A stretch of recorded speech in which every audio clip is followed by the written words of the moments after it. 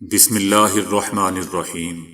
السلام علیکم دوستو، دنیا بھر کی بریکنگ اور سلیکٹڈ نیوز میں آج آپ سنیں گے، لیکن اس سے پہلے اگر ہو سکے تو لائک اور سبسکرائب کا بٹن ضرور دبا لیں۔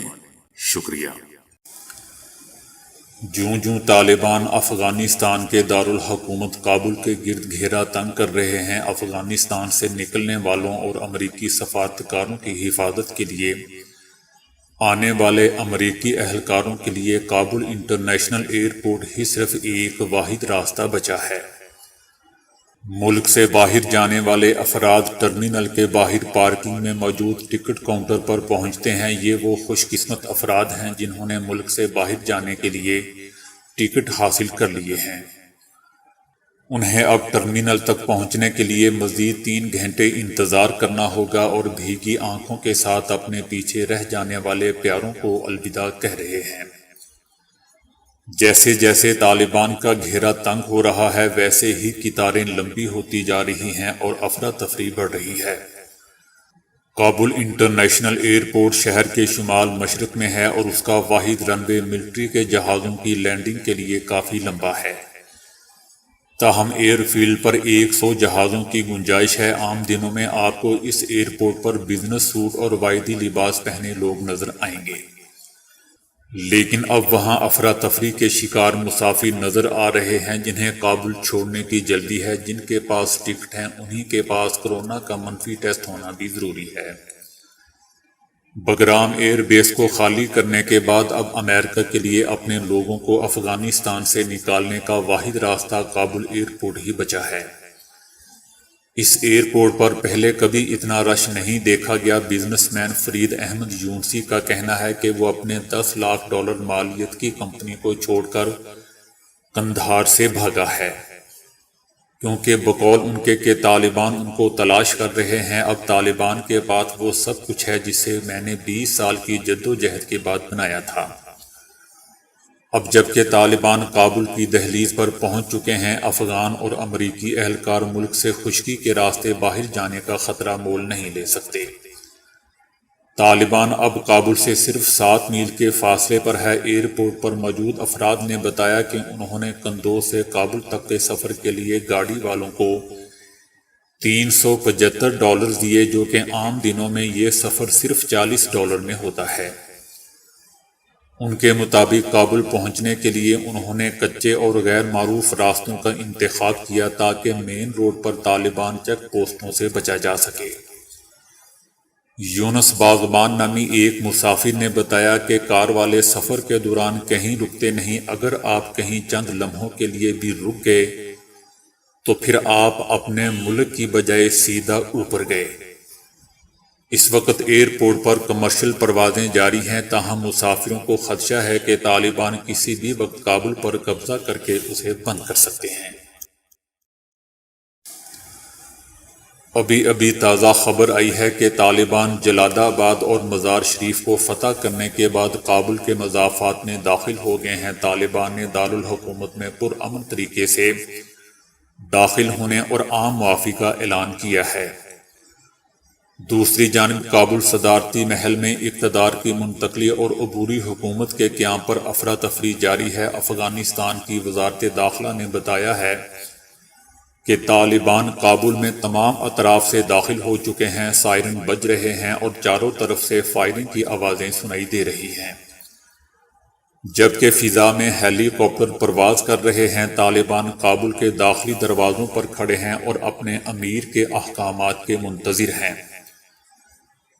افغان آرمی کی جانب سے مزاحمت نہیں کی گئی اور کابل حکومت بھی مذاکرات پر آمادہ نظر آتی ہے۔ برطانوی نشریاتی ادارے BBC کے مطابق طالبان وفد اقتدار کی پرامن منتقلی کے لیے افغان صدارتی محل میں داخل ہو چکے ہیں، جہاں طالبان اور کابل میں صدارتی محل کے درمیان مذاکرات جاری ہیں۔ طالبان نے اقتدار کی پرامن منتقلی پر زور دیا ہے۔ افغان صدر اشرف غنی اور عبداللہ صدارتی محل میں ہونے والے مذاکرات میں کلیدی کردار ادا کر رہے ہیں۔ طالبان کی خواہش ہے کہ افغان آرمی ہتھیار ڈال دے تاکہ خون ریزی نہ ہو۔ مذاکرات کی کامیابی یا ناکامی کے بعد داخلی دروازوں پر موجود طالبان کو دارالحکومت کے مرکز میں داخل ہونے کا حکم دیا جائے گا۔ دوسری طرف طالبان نے اعلان کیا ہے کہ وہ دارالحکومت کابل کو طاقت کے ذریعے فتح کرنے کا منصوبہ نہیں رکھتے اور نہ ہی کسی سے انتقام لیں گے۔ ہمارے طالبان کابل کے داخلی دروازوں پر کھڑے ہیں اور پرامن طریقے سے داخل ہونا چاہتے ہیں۔ کابل میں داخل ہونے والے جنگجوؤں کو تشدد سے گریز کا حکم دیا گیا ہے، جبکہ جو بھی مخالف لڑائی کے بجائے امن پر آمادہ ہو انہیں جانے دیا جائے گا اور خواتین سے محفوظ علاقوں میں جانے کی درخواست کی ہے۔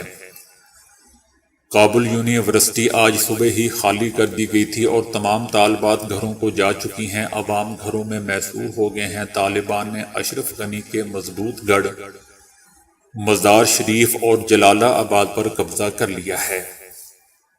کابل حکومت نے اس تمام صورتحال پر مکمل خاموشی اختیار کر رکھی ہے، تاہم آرمی کے چیف آف سٹاف نے ٹوئٹر پر کابل کے لوگوں پر زور دیا ہے کہ وہ براہ کرم فکر نہ کریں، کوئی مسئلہ نہیں ہے، کابل کی صورتحال کنٹرول میں ہے۔ دوسری جانب امریکی حکام نے بتایا کہ سفارتکاروں کو سفارت خانے سے قلعہ بند وزیر اکبر خان میں واقع ہوائی اڈے پر لے جایا جا رہا ہے۔ طالبان اس سے پہلے اہم شہر جلال آباد اور مزار شریف پر بھی قبضہ کر چکے ہیں اور تورخم بارڈر تک کنٹرول حاصل کر چکے ہیں۔ صرف کابل ایسا شہر باقی بچا تھا جہاں طالبان کی عملداری قائم نہیں ہو سکی تھی، لیکن اب کابل بھی کسی بھی وقت فتح ہو سکتا ہے اور اس کے بعد پورے افغانستان میں نعرہ گونجے گا، افغانستان زندہ باد، طالبان پائندہ باد۔ کوے اور دیگر پرندے بہت ہوشیار ہوتے ہیں اور کئی اقسام کے اوزار بھی بنا کر استعمال کر لیتے ہیں۔ اب ایک صاحب نے ایسی مشین بنائی ہے جس میں پرندہ اگر بوتل کا ڈھکنا گراتا ہے تو اس کے بدلے مشین پرندوں کو کھانا مہیا کرتی ہے۔ پرندے ارد گرد سڑکوں سے بوتل کے ڈھکن لا کر ڈالتے ہیں اور بدلے میں کھانا کھاتے ہیں۔ دلچسپ بات یہ ہے کہ پرندے اس کے عادی ہو چکے ہیں اور وہ روزانہ ہی سڑک پر گرے بوتل کے ڈھکنے لا کر انعام کے طور پر مشین میں ڈالتے ہیں اور اپنا دانہ لے جاتے ہیں۔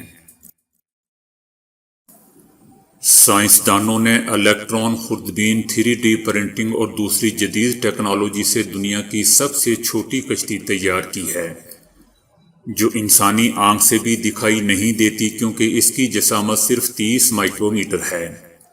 ہالینڈ کی لائڈن یونیورسٹی نے کشتی نما یہ شے اس تحقیقی منصوبے کے تحت بنائی ہے تاکہ انسانی جسم یا خون کی رگوں میں یہ دوڑ سکے۔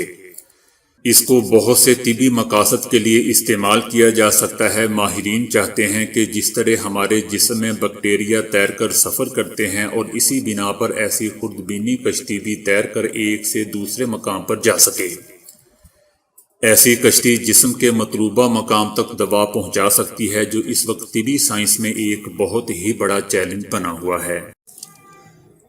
موٹاپے اور بسیار خوری کا گہرا تعلق ہے، اسی لیے اب پیٹ بھرے کا احساس دینے والا ایک پیبند یعنی امپلانٹ بنایا گیا ہے جس کی جسامت صرف 1 سینٹی میٹر ہے۔ موٹاپے کے شکار افراد گیسٹرک بائی پاس سرجری سے گزرتے ہیں جو بہت مہنگا اور تکلیف دہ عمل ہوتا ہے۔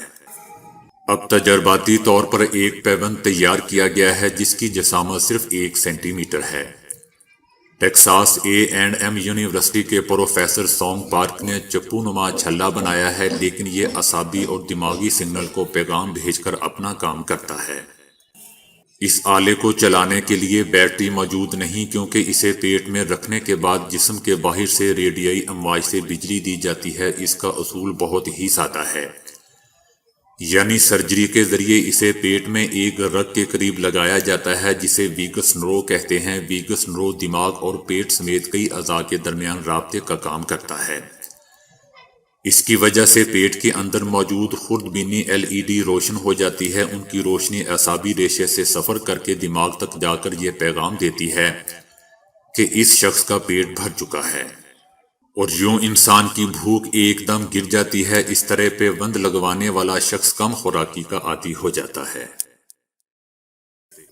بیلجیم کے ہسپتالوں میں کپڑے کے بنے ماسک پر پابندی عائد کر دی گئی ہے کیونکہ کپڑے کے ماسک صحت کے لیے مضر ہیں۔ اس میں جراثیم جمع ہو جاتے ہیں۔ طبی ماہرین کا کہنا ہے کہ تحفظ کے لیے سرجیکل ماسک استعمال کیے جائیں۔ سعودی عرب میں مسجد الحرم کے صحن میں مقام ابراہیم محترم ترین مقامات میں سے ایک ہے۔ اس کا سنہری باکس شیشے کا ہے۔ اس کے اندر محفوظ پتھر پر 2 قدموں کے نشانات نمایاں ہیں۔ مقام ابراہیم والا باکس گنبد نما ہے۔ لکڑی کا بنا ہوا یہ باکس 4 ستونوں پر رکھا ہوا ہے۔ قدموں کے نشانات شفاف گلاس کے باعث ہر طرف سے دیکھے جا سکتے ہیں۔ مقام ابراہیم کی تجدید کئی بار ہو چکی ہے۔ 1387 تک اس کی شکل مختلف تھی، جسے شاہ فیصل بن عبدالعزیز کے عہد میں تبدیل کر دیا گیا، اور طواف کرنے والوں کی سہولت کے لیے مقام ابراہیم کے گنبد کو ختم کر کے شفاف گلاس والے باکس میں تبدیل کر دیا گیا۔ ترمیم کے بعد اعلیٰ درجے کے پیتل سے نیا باکس تیار کیا گیا، جبکہ سنہری جالی اندر سے لگائی گئی ہے۔ مقام ابراہیم کی صفائی اور اسے چمکانے کے لیے تربیت یافتہ عملہ مختص ہے۔ حجرہ اسماعیل کو فانوسوں سے بھی روشن کیا جاتا ہے۔ تو دوستو، ابھی کے لیے اتنا ہی۔ ویڈیو کو لائک اور شیئر کرنے کا بہت بہت شکریہ۔